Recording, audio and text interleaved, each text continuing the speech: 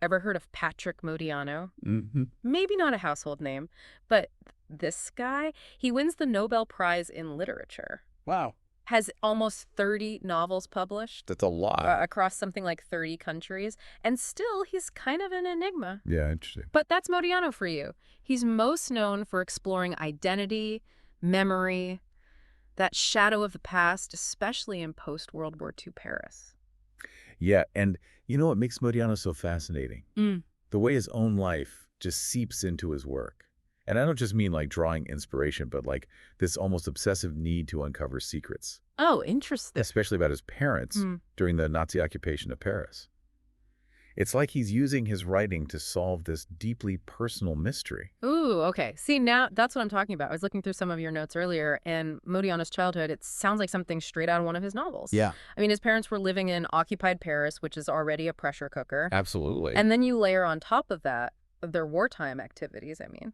Talk about intrigue, right? Yeah. His mother, Louisa, she worked for this German-funded film company. During the war? Yeah, called Continental. Yeah. During the occupation. And this wasn't just any company. It was part of the Nazi propaganda machine, Oh, wow. churning out films to control the narrative, you know. Oh. And Louisa's job, she translated German films into Dutch. Okay, so you've got his mother entangled in this propaganda machine, Right. trying to navigate this morally complex situation. For sure. And then you've got his father, Albert, Right. an Italian Jewish man, Wow. involved in the black market, Yeah. which is a whole other, you know. It's a shadowy world, right? Yeah, shadowy deals, hidden allegiances. Lots of secrets. And it gets even more complicated because Albert, he was living under a false identity. Oh, wow. He never wore the Star of David, Oh, wow. essentially trying to erase his true origins. Talk about living a double life. Right. That's incredibly risky. Especially in that environment. It was a tightrope walk. Mm. And in 1942, he was arrested. He was arrested? Yeah. And it seemed like he was headed to a concentration camp, but somehow he managed to escape. Escape. That almost raises more questions than it answers. Right. How did he manage that? That's the million-dollar question, isn't it? Yeah. And of course, the whispers started. Some people suspected that he was collaborating with the Gestapo, Oh. the Nazi secret police, Mm. to secure his release, Wow. which is a chilling thought. Yeah, that's a heavy weight to carry, that suspicion, especially for a young Modiano. I mean, did this family dynamic, this kind of shrouded past, did it impact him as a child? Absolutely. I mean, imagine being raised in the aftermath of war, surrounded by these whispered secrets, trying to piece together the truth about your parents. Yeah.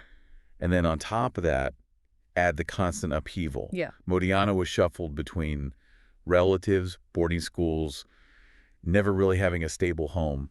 That's got to be really hard. Yeah. So you have this young Modiano, right? Yeah. Grappling with these fragmented memories, Right. this sense of displacement, and these looming questions about his parents' past.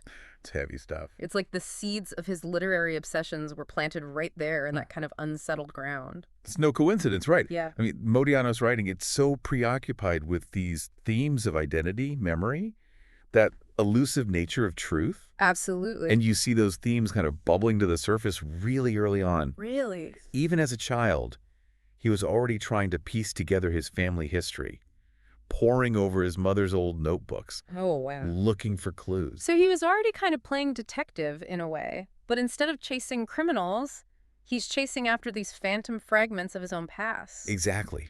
And get this, he even tries to turn those early explorations into a novel. Really? He gets about 20 pages in and hits a wall. Wow. It's like even he realized, you know what? I'm not ready Yeah. to confront these demons just yet. 20 pages of a childhood mystery. I would love to get my hands on that. Right. So how did he find his way back to writing? Or maybe how did writing find its way back to him? This is where a pivotal figure kind of enters the picture. Mm. Raymond Cano, Okay. a close friend of Modiano's mother, Okay.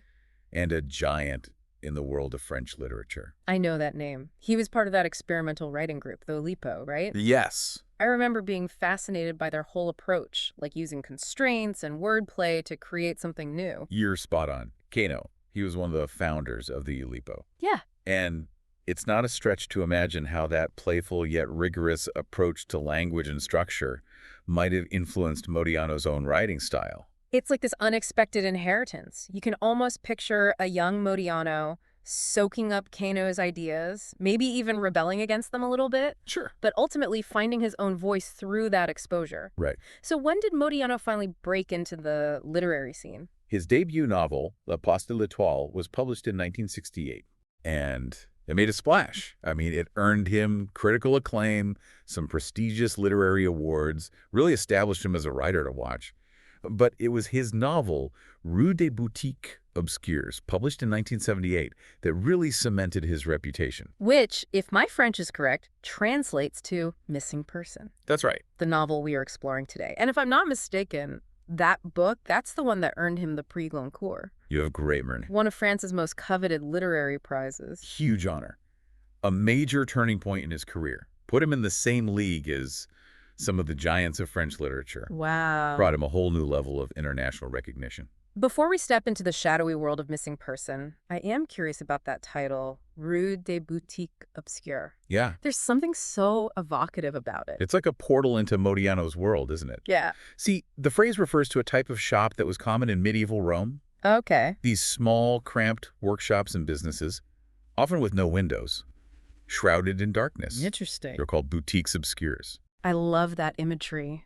These darkened doorways hinting at something hidden within. It's like a metaphor for memory itself. Ooh, I like that. Those shadowy corners of the mind where we tuck away the things we don't want to see. Right. Or maybe the things that we've just simply forgotten. That's exactly what Modiano captures so brilliantly. Yeah. His novels are filled with these boutiques obscures. Yeah. Places and moments in time that are just shrouded in mystery. Right. Where that line between reality and memory, it becomes blurred. Yeah. And Missing Person, in many ways, is the ultimate boutique obscure, a novel that invites us to step into the shadows, confront the elusiveness of the past. Mm-hmm. And Missing Person, it doesn't waste any time, pulling us right into one of those dimly lit mysteries. Okay. The story, it unfolds on post-war Paris, Okay. a city, by the way, still haunted by its own secrets. Right. And we see everything through the eyes of our amnesiac narrator. He's lost his past, his identity. He's just desperately trying to piece together these shattered fragments of his life. Talk about starting in the deep end, right? No memories, a city full of strangers, and this overwhelming feeling of being unmoored from your own life. It's a lot. Yeah. How do you even begin to navigate that? He finds a lifeline, sort of, in this private detective named Hut. Okay. Hut takes him in, gives him a new name, Guy Roland, Okay. and a job as his assistant. A new name, a new purpose. It's almost like being given this second chance, but with the weight of the unknown just hanging over everything. It's the perfect setup for Modiano, right? Right. Yeah. Because he takes that classic detective novel structure, Right. a crime to be solved, Right. an investigation to follow. Mm-hmm. But the crime, in this case, it isn't a murder or a theft. It's this missing identity. So the protagonist, he's both the detective and the mystery, Right. trying to untangle the threads of his own life. Yeah. What kind of clues does he uncover in this pursuit of himself? Well, one of the first leads emerges from this chance encounter he has with a Russian man named Stiopa, someone from the protagonist's past. The problem is our amnesiac narrator, he doesn't recognize the guy. Oh, wow. So how does he get Stiopa to open up? To potentially, offer a piece of the puzzle? This is where we see that even without his memories, the protagonist, he possesses this certain cunning, Okay. this knack for uncovering information. He pretends to be writing a book about exiles, right? Using that to kind of get close to Stiopa. A writer inventing stories. There's that kind of metafictional element that Modiano is known for. Oh. Did this fabricated connection lead anywhere? It does, but like all good mysteries, it comes with a twist. Okay. Stiopa, he leads him to a photograph of a woman named Orlov, who supposedly knew someone Yeah. that looked like the protagonist. It's like catching a glimpse of yourself in a shattered mirror. Right. You recognize the pieces, but the whole picture, it remains just out of reach. Exactly. And just as this new path seems promising, it hits a dead end. Oh, no. Turns out Orlov, she died years earlier, taking any answers she might have had to the grave. It's like taking one step forward and then being pushed 2 steps back. You start to wonder if uncovering the truth is even possible at a certain point. Where does the protagonist turn next? With this constant sense of frustration, I imagine, mounting. His search takes him to the outskirts of Paris, Okay. to this kind of crumbling chateau that holds this strange sense of familiarity for him. Hmm. There, he meets a gardener named Bob, who shares these cryptic stories about someone named Freddie Pretty. and a mysterious South American friend, Pedro. Wait a minute, Pedro. Didn't we hear that name earlier? In connection with the protagonist's past? You're catching on. Okay. It's like these names, these faces, they keep resurfacing, but their significance remains just like tantalizingly out of reach. Yeah. And as the protagonist tries to make sense of it all, he's hit with another curveball. People start calling him Pedro Okay. and Pedro McAvoy. Yeah. It's incredibly disorienting, Wow. both of the character and the reader. Imagine that, being haunted by names that may or may not be your own, never knowing which version of yourself is the truth. It's like being lost in a labyrinth of mirrors. And just when you think it can't get any more surreal, he encounters this woman who claims to recognize him. Okay. A woman who whispers a single, loaded name. What's that? Denise. Denise. It's a name that just hangs in the air, right? Yes. Pregnant with possibility. But does it spark any genuine recognition for our protagonist? It's a flicker, this faint echo of something familiar. Yeah. But the concrete memories, they remain elusive, like he's grasping at smoke. It's agonizing. Right. That feeling of being so close to something you so desperately need, but you still can't grasp it. How does he break through that wall of frustration? The breakthrough, if you can even call it that, comes with the discovery of Denise's diary entries. Oh, wow. Okay. They offer a glimpse into their shared past, hinting at this time they spent together in a Paris apartment, a risky plan to escape to Switzerland. An escape from what? The war was over by then, wasn't it? Remember, the protagonist's amnesia, it extends beyond the war years. It's a hole in his memory that encompasses a really crucial period in his life. And as he goes deeper into these diary entries, he stumbles on another piece of the puzzle. Mm-hmm. Denise's previous marriage Okay. to a man named Pedro Stern. Okay, now things are starting to click a little bit. Right, Pedro Stern, the name that keeps popping up. right. The mysterious figure linked to the protagonist's fragmented past. Could this be the key to unlocking his lost memories? It certainly deepens the mystery. Yeah. And as the protagonist follows this new thread, he crosses paths with Andre, an old friend who knew them all, Denise, Freddie, Orlov, and the protagonist himself, back when they were young and seemingly carefree trying to outrun the shadows of the war. There's that sense of youthful idealism, Yeah. that belief that you can escape the past, you can create your own future. But something tells me this carefree period, it didn't last forever. You're right, the threat of danger always lingered, a constant reminder that the past casts a long shadow. And eventually that threat, it forces their hand. The protagonist decides to escape with Denise, leaving the others behind. A desperate flight to freedom. Do they make it to Switzerland? This is where the protagonist's fragmented memories, they shift from these shadowy figures to painful clarity.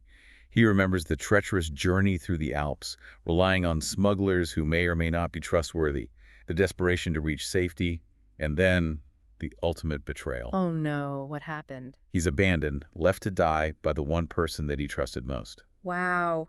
To be abandoned by the person you thought would protect you, to be left with that chilling sense of isolation, it's no wonder his mind just tried to erase the trauma. And for a while, it seems like this recovered memory, it might be the final piece of the puzzle. But Modiano, true to form, subverts our expectations.